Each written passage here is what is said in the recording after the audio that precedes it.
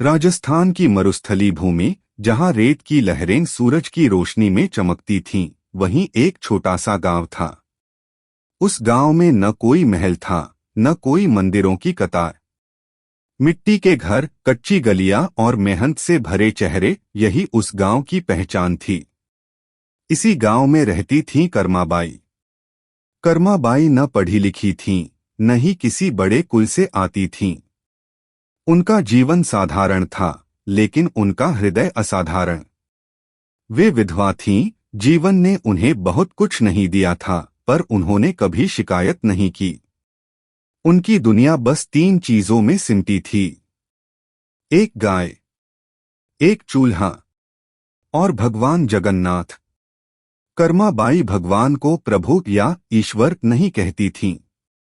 वे उन्हें जगन्नाथ दादा कहकर बुलाती थीं। उनके लिए भगवान कोई दूर बैठे देवता नहीं थे। वे उनके अपने थे, घर के सदस्य थे, जिनसे बात की जाती थी, जिनसे रूठा भी जाता था और जिन्हें मनाया भी जाता था। कभी वे चूल्हे के सामने बैठकर कहती, दादा आज लकड़ी गीली है, देर लगेगी, बुरा मत मानना। कभी खेत से लौटते समय बोलती, दादा आज बहुत थक गई हूं, थोड़ा साथ चलना। कर्माबाई का दिन सूरज से पहले शुरू होता था। सुबह अंधेरे में उठकर वे सबसे पहले गाय को चारा डालती, फिर आंगन लीपती, मिट्टी का चूल्हा साफ करती और रसोई में बैठ जाती। उनके पास अनाज कभी भरपूर नहीं होता था। कभी कभी तो बस एक मुट्ठी चावल और थोड़ी सी दाल। लेकिन एक नियम था, पहला भोजन भगवान का। उस दिन भी ऐसा ही हुआ। घर में बस थोड़े चावल और थोड़ी दाल बची थी। कर्माबाई ने हांडी में पानी डाला, चावल धोए, दाल डाली और धीमी आंच पर खिचड़ी चढ़ा दी। खिचड़ी बनाते समय वे मंत्र नहीं पढ़ती थीं, बस बातें करती थीं।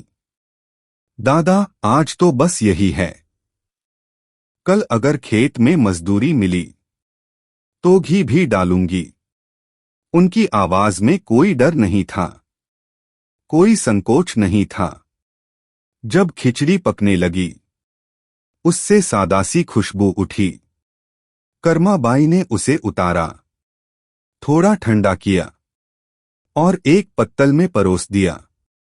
फिर हाथ जोड़कर बोली, दादा पहले तुम खाओ, तुम तृप्त हो जाओगे तो मुझे भी पेट भर जाएगा। उन्होंने आंख बंद की। कोई घंटी नहीं, कोई शंख नहीं, बस आंसू। उधर खीर, पायस, पुलाव, केसरिया व्यंजन, सब कुछ। लेकिन उस दिन कुछ अजीब हुआ। भोग लगाया गया, द्वार बंद हुए, मंत्र पूरे हुए, पर जब द्वार खुले, भोग वैसा का वैसा ही था। कई बार कोशिश की गई, लेकिन भगवान ने स्वीकार नहीं किया। पुजारी घबरा गए, राजा तक को सूचना दी गई। रात को मुख्य पुजारी को स्वप्न आया। भगवान जगन्नाथ सामने खड़े थे, सरल मुस्कुराते हुए। उन्होंने कहा, मेरी खिचड़ी कहाँ है? पुजारी बोले, प्रभु भोग तो सब लगा है। भगवान ने शांत स्वर में कहा, मुझे कर्माबाई के हाथ की खिचड़ी चाहिए। वहां मां का प्रेम है। अगली सुबह पुजारी राजस्थान की ओर निकले। गांव पहुंचे, कर्माबाई के कच्चे घर के सामने रुके। कर्माबाई डर गईं। महाराज, मुझसे क्या भूल हो गई? पुजारी बोले, माता, आपकी खिचड़ी के बिना पुरी में भगवान ने भोग स्वीकार नहीं किया।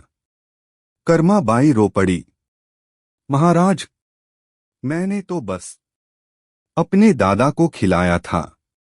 उस दिन कर्माबाई ने बहुत प्रेम से खिचड़ी बनाई। न कोई डर, न गर्व, बस समर्पण। जब वह खिचड़ी पुरी पहुंची और भगवान को अर्पित हुई, भगवान ने तुरंत स्वीकार की। मंदिर में एक दिव्य शांति फैल गई। उसी दिन से जगन्नाथ की खिचड़ी महाप्रसाद कहलाने लगी, जिसे राजा भी खाता है और निर्धन भी। एक पंक्ति में, एक भाव से भगवान जगन्नाथ ने कहा, आज से मेरी खिचड़ी हर उस हाथ की होगी जिसमें प्रेम होगा।